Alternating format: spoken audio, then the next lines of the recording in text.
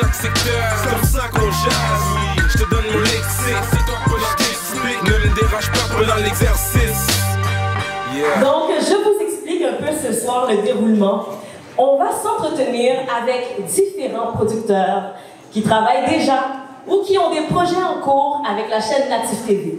Ils vont nous expliquer qui ils sont, quelle est leur boîte de production, pourquoi le projet leur tient à cœur, etc.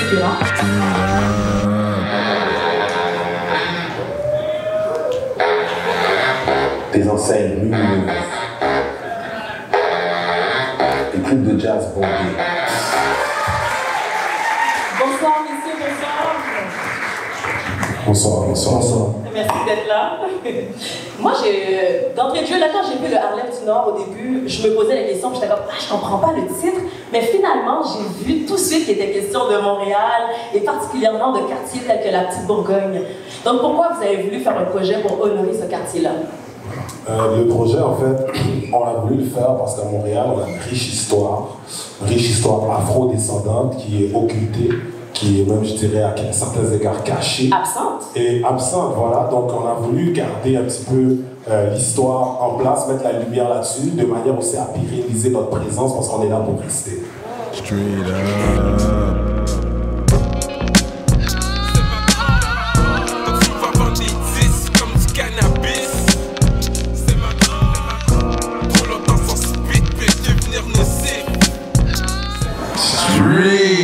Straight up. Ça, c'est fou, ça.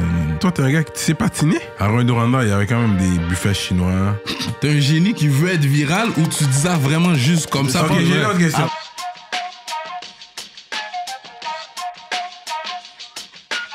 Yeah, so...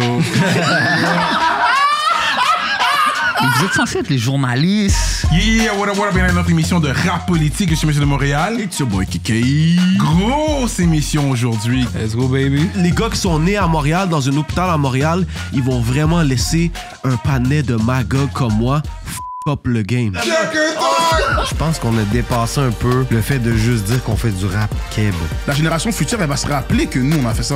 Mon meilleur verse, c'est le prochain. Il m'a écrit qu'il m'étudiait. Ils sont fiers d'avoir un jeune haïtien de leur communauté qui fait un truc positif. C'est ça. L'enfant, les labels, faut plus du développement d'artistes. Il faut que l'artiste puisse déjà démontrer que ça vaut la peine. T'es le plus gros label aujourd'hui? Je pense que oui, mais on va dire les bails. Arrête, dis pas que t'es trop humble, là. Dis les affaires quand même. C'est pas des tu peux le dire avec humilité, c'est correct. Rap politique, c'est straight. Non, lui, il veut lancer des pointes, mais même pas à nous. Il veut que moi, je lance des pointes à sa place. Non, il y a pas de point. Parce que les gars, ils rappent, on est dans les trenches, bye. Tu veux pas entendre ça? Mané, tu joues au basket. T'as pas de petit jeune ici de 16 ans qui tire sur quelqu'un? C'est la rue, man. Des fois, la rue vient cogner à ta porte. Soit team, il me pète tout bête. Du rap, c'est rhythm and poetry. Maintenant, les gens niaisent aussi avec ça. Parce que toi, tu veux jouer le rap. Est-ce que tu me proposerais du holotune? Les gens, ils s'en foutent des boys aujourd'hui. Ok, t'as une plume, ben. Tu penses que c'est encore de même, mais je t'assure qu'il y a une renaissance. Le monde, je sais pas, ils vont dire que t'es devenu snob, mais c'est pas que je suis snob. J'ai réalisé que j'ai fait trop de choses pour aucune chose. On est ensemble, la famille, vous savez déjà, merci. C'est ça, t'es une légende. Vous êtes des légendes, là, c'est chill. Straight up, man.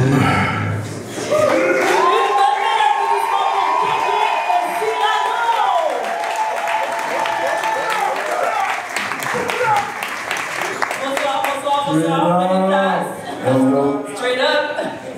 Je peux leur faire dire straight up sur 3, tout le monde ensemble on dit straight up. Straight, 2, 3, straight up. J'aime ça. Merci d'être là, messieurs, ce soir. Écoutez, moi, là, quand je vois ça au début, je me rappelle quand j'écoutais sur BET Rap City, tu sais.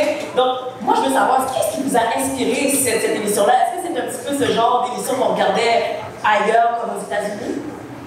Ben, c'est vraiment quelque chose d'organique, en fait. C'est vraiment des conversations qu'on a souvent dans notre salon. Quand tu regardes la politique, c'est un peu une représentation des personnes qui sont amateurs vraiment de rap, qui ont des conversations des fois dans leur salon, dans leur sous-sol, dans leur auto. Puis c'est vraiment des personnes, des fois, ils regardent la politique et disent hey, c'est la même chose que je suis en train de parler avec comme mon oncle, avec mon frère. Fait que quand ils regardent le podcast, c'est comme une représentation un peu de ce qui se passe dans la culture. Puis on a voulu faire quelque chose d'extrêmement organique.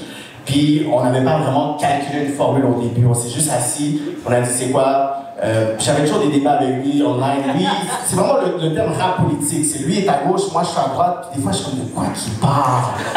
Quand même, quand on voyait là, dans l'extrait là où est-ce qu'il a, puis il est en train de filmer, puis il est là, whatever. Qu'est-ce qui se passe à lui dans son univers là, des fois là. Puis le monde il pense qu'il est du athée. Cyrano ne acte pas. Tout ce qu'on voyait, c'est une lire. Ah mon Dieu! Mais justement, qu'est-ce qu'on a vu ici? C'est très cru, c'est underground, c'est raw. Qu'est-ce qui vous a convaincu d'amener ça à la télé? Est-ce que ça va être pareil? Bon. Le silence. Amine a certé ses down. Non, mais dans le fond, c'est que le format podcast qui est online va rester le format podcast.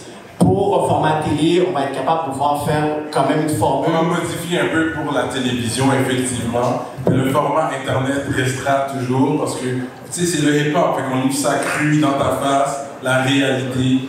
Fait que ça va pas être la même chose pour la télé, effectivement. On parle de quoi? C'est ça?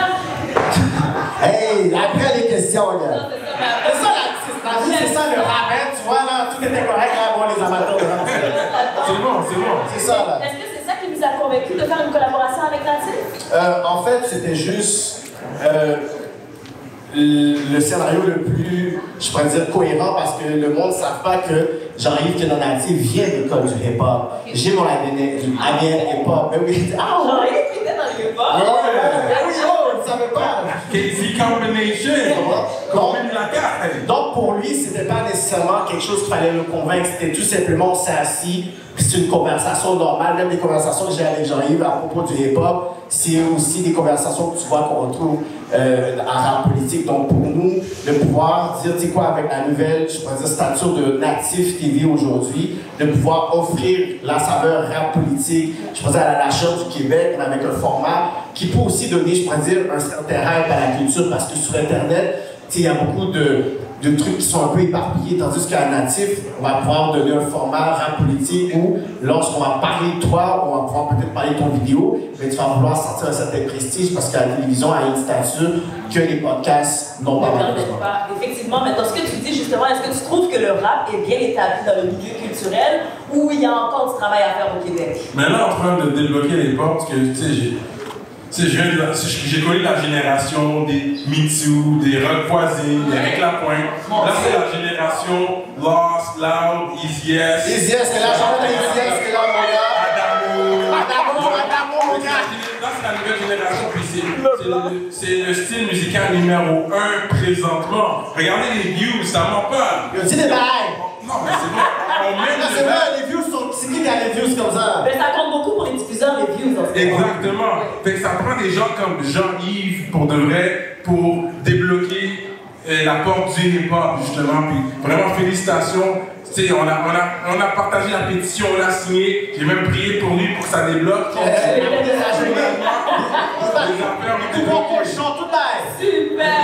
affaires ont débloqué.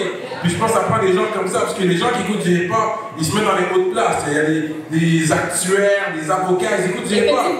Fait que les autres, ils peuvent débloquer, ouvrir des portes pour nous. Ça prend des gens comme ça, des acteurs clés. Comme tu l'as dit, je pense que Natif joue un rôle clé dans le rôle du hip-hop avec rap politique. On va écouter ça certainement. Mais avant de vous laisser partir, j'allais dire guys, public, aidez-moi à dire on veut un scoop. Je veux entendre on veut un scoop. Kéké. Ma question s'adresse à toi. Quand j'ai vu ton nom là sur la liste, j'ai dit on veut savoir, est-ce que le Kéké Show va être de retour sur la chaîne Natif TV? Ça dépend, il faut que j'entende comme Kéké Show! Kéké Show! Kéké Show! Kéké Show! Vous êtes pas convaincant?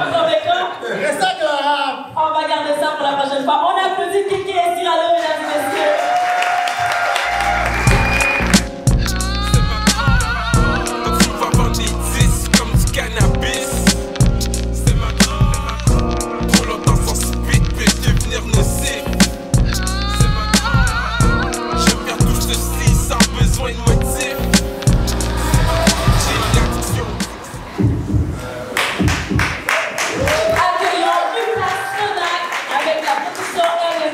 Il va falloir que tu convainques une bonne majorité de personnes que le MMA, c'est plus que de la bataille de rue. Ben, je pense tout simplement que c'est le sport le plus légitime qui soit. Pourquoi? Je veux te comprendre. Alors pour des raisons aussi bien économiques que sociales. Pourquoi sociales? Il y a 10 000 ans, il y avait 9 espèces d'homo avec un grand H sur la planète Terre, dont la nôtre, l'homo sapiens. Elle a éliminé les 8 autres. C'est comme ça que notre histoire a commencé, l'histoire de l'homo sapiens. Et je pense que depuis, la violence et les affrontements finalement ont orchestré ce monde dans lequel on est aujourd'hui et qui est encore malheureusement dicté beaucoup par la violence et les affrontements.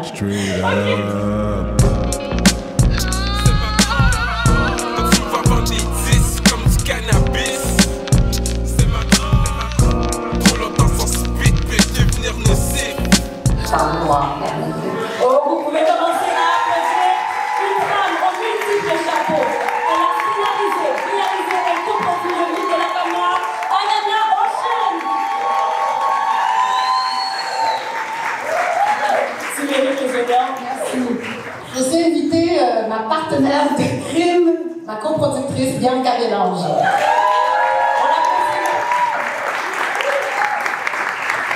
Alors bonsoir mesdames, merci d'être là, ça va bien? Oui, ça va, merci. Oui, je suis très ravie de vous voir. Le mythe de la femme noire est un film que tout le monde doit voir. Pourquoi c'était important pour vous de mettre ce projet-là de l'avant en ce moment? Ben, c'est vrai que c'est un film que tout le monde doit voir. Puis je veux remercier le public parce qu'il y a beaucoup de monde qui l'ont vu. Jusqu'à présent, le mythe de la femme noire, c'est le documentaire qui a le mieux marché au Québec en 2023.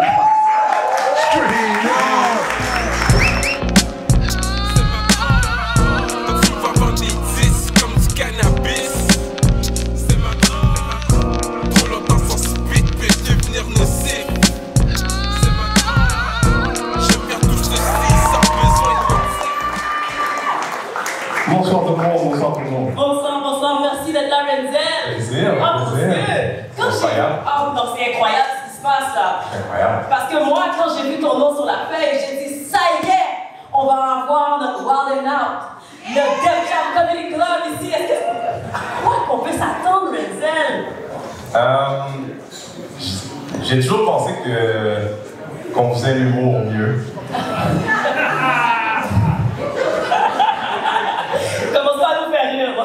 J'ai toujours pensé qu'on faisait l'humour mieux, mais ça se trouve, on fait l'humour différemment. OK? Puis, je veux prendre le temps d'être là parce que là, on est là pour célébrer le lancement de quelque chose d'important. Puis moi, j'étais à New York le soir au Baba était élu. Puis, il y a des choses qui se passaient ce soir-là où on savait tous qu'on allait vivre des choses qu'aucune génération précédemment avait vécues. Puis, faites encore du bruit, s'il vous plaît, pour Nancy et Jean-Yves, parce que c'est très important ce qu'ils font, le travail qu'ils font. L'humour, c'est l'art le plus lucratif au Québec. Effectivement. Puis, ils ont fait l'erreur de nous laisser dans le noir pendant un moment. On vient chercher notre part, ma chère. Ok, super. Straight up.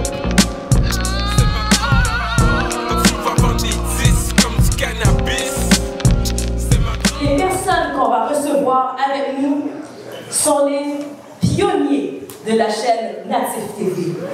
Ils sont ceux et celles qui ont milité, qui ont travaillé d'arrache-pied pour mettre sur pied cette chaîne. Kitamara, comme on aime dire chez nous dans ma langue culturelle, ils sont les potomitans de la chaîne Natif TV. Aidez-moi à accueillir le directeur général Jean-Yves Roux et la directrice de programmation Nancy Dubuisson. Il fallait qu'un indépendant arrive pour brasser les cartes, pour ouvrir une nouvelle porte.